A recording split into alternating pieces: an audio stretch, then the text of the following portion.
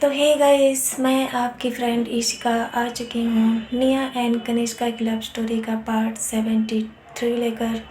I hope आप सभी लोग अच्छे होंगे, खुश होंगे और अपना ढेर सारा ध्यान रख रहे होंगे। तो चलिए शुरू करते हैं बिना किसी देरी के अपना आज का एपिसोड। पर हमेशा की तरह प्रीवियस पार्ट रिव्यू।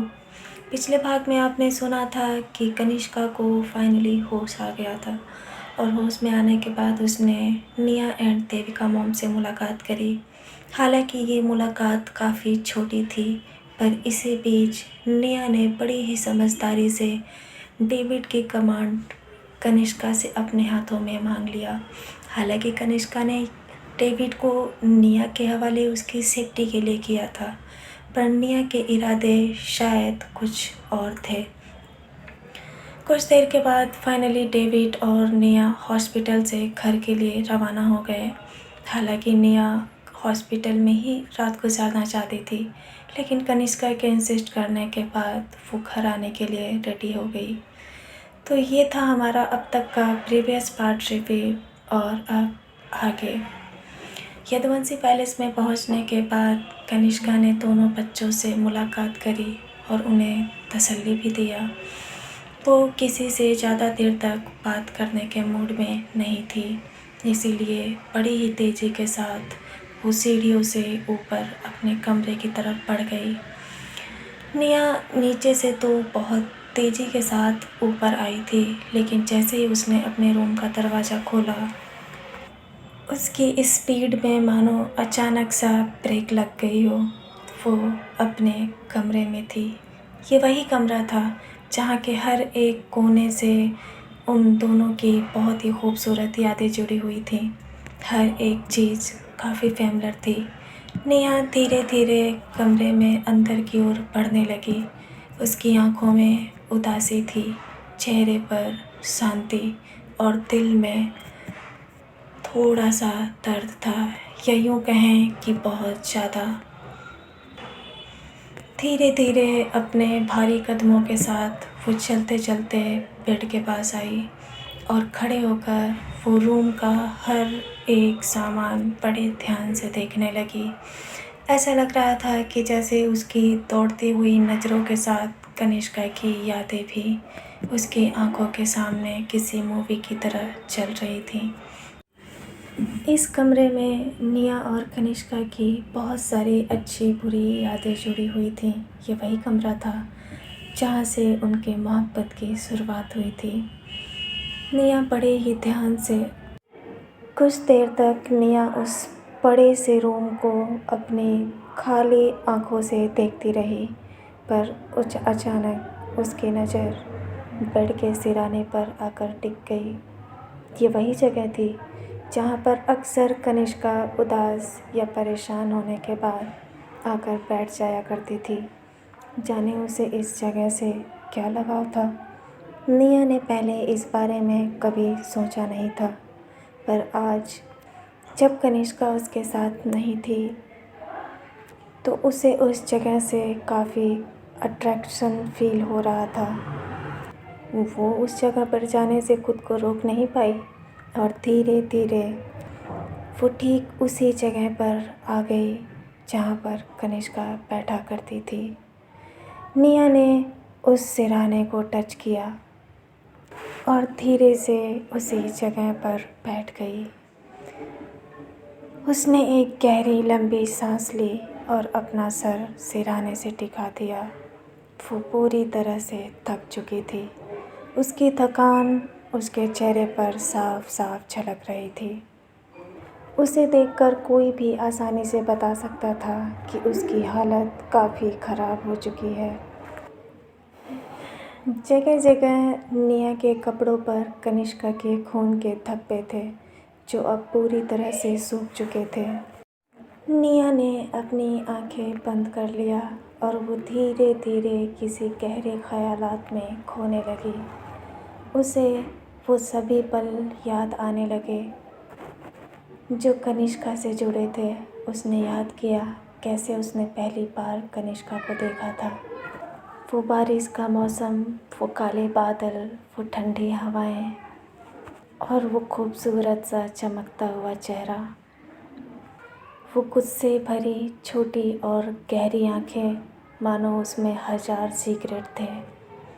वो पतले और लाल होठ जो कभी कभी ही बोला करते थे। निया सिर्फ कनिष्का की यादों में ही नहीं बल्कि उसकी ठंडी एहसासों में भी खो गई थी। उसे आज भी अच्छे से याद था किस तरह से कनिष्का ने उसके हाथों को पहली बार छुआ था। वो कनिष्का के साथ उसकी पहली फ़ाइट जो कभी उसकी लाइफ की बहुत बड़ी प्रॉब्लम बन चुकी थी, पर आज वो यादें निया को अंदर ही अंदर बहुत सुकून दे रही थी। उसका दिल हो रहा था कि काश वो वक्त को पीछे ले जाती और उन सारे पलों को एक बार फिर से कनिष्का के साथ जी पाती। जब हम अपनी छोटी एज में होते हैं तो उस टाइम पर हमारी छोटी छोटी प्रॉब्लम्स हमें बहुत बड़ी लगती हैं और हम हर छोटी बड़ी बातों को अपनी ईगो पर ले लेते हैं। पर सच तो ये है कि उस समय हमें इस बात का बिल्कुल भी अंदाज़ा नहीं होता कि ये छोटी छोटी यादें आने वाले समय में हमारे लिए बहुत प्रीशियस होने वाली हैं। निया भी आज उन सभी यादों में पूरी तरह से खो गई थी। धीरे धीरे उसकी इमेजिनरी दुनिया और गहरी होती जा रही थी और अचानक सा वो उन सभी पलों को याद करने लगी जब कनिष्का ने उसे पहली बार देखा था। निया ने उन सभी पलों को अपनी आंखों से तो नहीं देखा था, लेकिन उसे याद था कि कनिष्का ने उसे कब और कहाँ देखा। धीरे धीरे वो अब्रॉड में बिताए गए उन सभी पलों के बारे में सोचने लगी। उसे याद था कि कनिष्का ने उसे कैसे पहली बार पागलों की तरह भागते हुए देखा था। निया को उस टाइम पर अंदाज़ा भी नहीं था कि उसे कोई देख रहा है। कॉलेज के उस बड़े से ग्राउंड में खुशनुमा माहौल था। सभी लोग अपने अपने कामों में बिजी थे। निया भी अपने फ्रेंड्स के साथ मस्ती मजाक कर रही थी। कनिष्का ठीक उसी समय उसी ग्राउंड में उसी जगह पर कुणाल यदुवंशी के आने का वेट कर रही थी। वो अपनी सेक्रेटरी लीजा के साथ वहाँ पर थी। वो वही स्पेशल मोमेंट था जब पहली बार कनिष्का की नज़र निया कपूर पर पड़ी। वो खूबसूरत सी गोल और छोटे चेहरों वाली चिड़िया की तरह चहकती हुई बेपरवाह सी लड़की जो हर किसी को परेशान करते हुए ग्राउंड में भाग रही थी। अचानक जब कनिष्का ने निया को देखा तो उसकी नज़रें बस उसे देखती ही रह गईं। वो उसे देखते हुए इतना खो गई कि उसे इस बात का एहसास ही नहीं हुआ कि वो उसके पीछे पीछे लीजा से काफ़ी दूर आ चुकी है। ये पहली बार था जब कनिष्का के दिल में किसी लड़की के लिए कुछ फील हुआ था। निया बड़े ही आसानी से कनिष्का के मुस्कुराते हुए चेहरे को इमेजिन कर पा रही थी। उसे ये देखकर काफ़ी सुकून फील हो रहा था। वो निया अपनी पुरानी यादों में इतना ज़्यादा खो गई थी कि उसे इस बात का एहसास ही नहीं था कि वो सच में मुस्कुरा रही है। हाय, वो कितनी प्यारी यादें थी। सब कुछ बहुत अच्छा चल रहा था, काफ़ी स्मूथ। लेकिन तभी अचानक निया के कानों में किसी तीसरे इंसान की आवाज़ गूंजने लगी, जैसे कोई कह रहा हो, boss we are getting late, boss. निया ने इस आवाज़ को कई बार सुना। वो चौंक गई और अचानक से उसकी आंखें खुल गईं। उसने अपने इर्द गिर्द देखा। वो होश में आई। वो तो अभी भी अपने बेड के सिरहाने पर थी। वो आवाज़ जो उसने अभी अपनी ख़याली दुनिया में सुना था वो लीजा की थी। लीजा कनिष्का की मैनेजर थी। द हेवन फैशन ग्रुप की सारी रिस्पॉन्सिबिलिटी उसी के ज़िम्मे थी। निया इतनी बारीकियों के साथ उन सभी पलों को इमेजिन कर रही थी कि कनिष्का के बताए गए इस मोमेंट को भी उसने बहुत ही आसानी से इमेजिन कर लिया। खैर, अब वो अपने इन ख्यालों से बाहर आ चुकी थी। उसने अपने इर्द गिर्द देखा, वहाँ कोई नहीं था। कुछ देर पहले जो उसे अपने अंदर कमज़ोरी महसूस हो रही थी, अब वो पूरी तरह से गायब हो चुकी थी। उसने बड़ी ही जल्दी रिस्पॉन्स किया और वो अपनी जगह पर खड़ी हो गई। अचानक उसे फ़ील हुआ कि वो इस समय यहाँ क्या कर रही है। क्या उसे इस समय कनिष्का के पास नहीं होना चाहिए था? वो जल्दी से वॉशरूम की तरफ भागी। उसका दिल कर रहा था कि वो कितनी जल्दी कनिष्का के पास पहुंच जाए। उसने शावर लिया और करीब आधे घंटे बाद वो फिर से पूरी तरह से फ्रेश हो गई।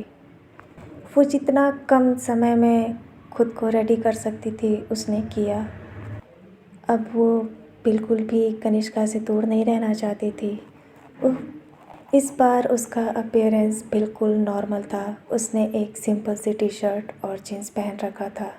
वो तेज़ी से सीढ़ियों से नीचे गई और डेविड के साथ हॉस्पिटल जाने के लिए निकल गई। करीब 19 मिनट की ड्राइविंग के बाद वो दोनों सिटी हॉस्पिटल के पार्किंग में पहुंच गए। हॉस्पिटल के रूम में देविका मॉम कनिष्का को सूप पिलाने की कोशिश कर रही थी, पर उसका कुछ भी खाने का दिल नहीं था। हालांकि उसने निया को घर भेज दिया था, पर बिल्कुल भी उसे ये बात अंदर से अच्छी नहीं लग रही थी। उसका दिल हो रहा था कि वो अभी उसे एक बार देख ले, पर वो मॉम से कुछ कह भी नहीं सकती थी। देविका मॉम उसे बार बार रिक्वेस्ट कर रही थी कि एटलीस्ट वो थोड़ा सा तो कुछ खा ले। हालांकि कनिष्का का कुछ भी खाने का दिल नहीं कर रहा था, पर ये ज़रूरी था। आखिर वो कब तक ऐसे रहेगी? कुछ देर के बाद उसे मेडिसिन्स भी लेनी थी। देविका मॉम ने उसे समझाते हुए कहा। जैसे ही कनिष्का ने मॉम के मुंह से मेडिसिन्स का नाम सुना तो वो थोड़ा सा अलर्ट हो गई। उसे मेडिसिन्स बिल्कुल भी नहीं पसंद थी। उसने थोड़ा सा नौटंकी करते हुए कहा, मॉम, मेडिसिन्स क्यों? डॉक्टर ने इतनी सारे इंजेक्शन्स तो लगाए हैं ना, और मुझे नहीं लगता कि मुझे मेडिसिन्स की ज़रूरत है। आप बस 2 दिन रुक जाइए, हम जल्दी से ठीक हो जाएंगे। कनिष्का की मॉम उसके फेस की तरफ देखने लगी। वो कनिष्का की नौटंकी बहुत आसानी से समझ गई। उन्हें पता था कि कनिष्का उन्हें अच्छा फील कराने की कोशिश कर रही है। उन्होंने भी बिल्कुल नॉर्मल लगते हुए कहा, अच्छा, बिना मेडिसिन्स के आप 2 दिन में ठीक हो जाएंगी? इस पर कनिष्का ने कहा, हाँ बिल्कुल। उन दोनों की बातचीत अभी चल ही रही थी कि तब तक उनके कानों में एक तीसरी आवाज़ आई। अच्छा, और ये किसने कहा? ये निया थी। कनिष्का ने जैसे ही निया की आवाज़ सुनी तो उसने जल्दी से देविका मॉम के पीछे देखा। वो अचानक सा खुश हो गई। निया अपनी बात पूरी करते हुए सीधा उन दोनों के पास आ गई और उसने अपनी बातों को कंप्लीट करते हुए सूप का बाउल देविका मॉम से अपने हाथों में ले लिया और निया कनिष्का की तरफ देखते हुए बोली, तो बताया नहीं आपने कि आपसे किसने कहा कि आप बिना मेडिसिन्स के 2 दिन में ठीक हो जाएंगी?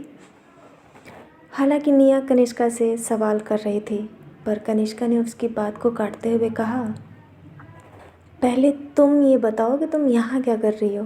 क्या मैंने तुमसे ये नहीं कहा था कि तुम घर जाकर रेस्ट करो? इस पर निया ने कहा, हम घर भी गए थे और हमने रेस्ट भी कर लिया। आपको हमारी फ़िक्र करने की बिल्कुल भी ज़रूरत नहीं है। अभी तो आप अपना ख्याल कीजिए और जल्दी से ये सूप पीजिए। निया ने अपनी बातें कहते हुए कनिष्का के सामने सूप बढ़ाया और कनिष्का ने ना चाहते हुए भी उस सूप को बिना किसी नखरे के पी लिया। देविका मॉम ये देख के हैरान रह गई। अभी इतनी देर से वो क्या कर रही थी? निया अभी भी नहीं रुकी। उसने जल्दी से दूसरा स्पून उसकी तरफ बढ़ाया। कनिष्का ने बिना किसी नखरे के उसका दूसरा भी सूप पी लिया। कनिष्का अभी भी निया के चेहरे की तरफ देख रही थी। वो काफ़ी फ्रेश लग रही थी, पर निया का पूरा ध्यान कनिष्का को सूप पिलाने में था। उसे पता था कि अगर उसने ये अपने हाथों से नहीं किया तो कनिष्का इसमें काफ़ी नौटंकी करेगी। उधर इन दोनों की नौटंकी देविका मॉम बड़े ध्यान से देख रही थी। वो मन ही मन सोच रही थी कि कमाल है, इतनी देर से और इतने प्यार से समझा रहे थे हम इस लड़की को, लेकिन इनके तो नखरे ही नहीं ख़त्म हो रहे थे। और अभी देखो, कोई शब्द ही नहीं है इनके पास। पर जो भी था, वो उन दोनों बच्चों के लिए पूरी तरह से खुश थी। अचानक सा वहाँ का माहौल पूरी तरह से बदल गया। कुछ देर पहले जहाँ पे बिल्कुल शांति थी, अब वहाँ पे थोड़ी सी हलचल होने लगी। वहाँ मौजूद सभी लोगों को ऐसे माहौल की ज़रूरत थी, क्योंकि काफ़ी लंबे समय से वो सभी लोग परेशान थे। अब जा कर के उन तीनों के चेहरे पर थोड़ी सी मुस्कुराहट आई थी। अचानक कनिष्का ने निया को रोकते हुए कहा, निया बस करो, अब मेरा बिल्कुल भी दिल नहीं हो रहा। अच्छा, पर अभी तो मैंने कुछ भी नहीं खिलाया। बस भी करो ना प्लीज़, मुझे सच में खाने का दिल नहीं हो रहा। मॉम, आप ही समझाइए ना निया को, कनिष्का ने बेचारों सा लगते हुए बोला। बातें निया ने उन दोनों की बातें काटते हुए कहा, बिल्कुल नहीं, अगर यहाँ किसी को समझाना चाहिए तो वो आप हैं। मॉम, आप इन्हें समझाइए कि अभी इन्हें सूप की कितनी ज़्यादा ज़रूरत है। देविका मॉम भी निया की बातों से पूरी सहमत थी और उन्होंने भी उसके हाँ में हाँ मिला दिया। कनिष्का अब अकेले थी, न चाह कर भी उसे कुछ स्पून्स और खाने पड़े। तो गाइस, आज का एपिसोड बस इतना ही रखेंगे। आगे की स्टोरी कल कंटिन्यू करेंगे, बिकॉज अभी ज़्यादा लॉन्ग एपिसोड अपलोड नहीं कर सकते। कल मुझे बहुत ज़्यादा प्रॉब्लम हुई थी, काफ़ी देर तक अपलोडिंग में समय लग गया। करीब मैंने 9 बजे ही वीडियो अपलोडिंग पे डाल दिया था, पर वो 10 साढ़े 10 बजे तक भी अपलोड नहीं हुई। तो इस तरह की चीज़ों को अवॉइड करने के लिए हम अभी छोटे छोटे एपिसोड्स को अपलोड करेंगे। आने वाले एपिसोड्स और भी ज़्यादा इंटरेस्टिंग होने वाले हैं। तो आप सभी लोग पेशेंस के साथ स्टोरी को एंजॉय करिए और अपना ढेर सारा ध्यान रखिए। तो इसी के साथ आज का एपिसोड हम यहीं पर रोकते हैं। कल मिलेंगे नेक्स्ट एपिसोड के साथ। तब तक के लिए टाटा बाय बाय।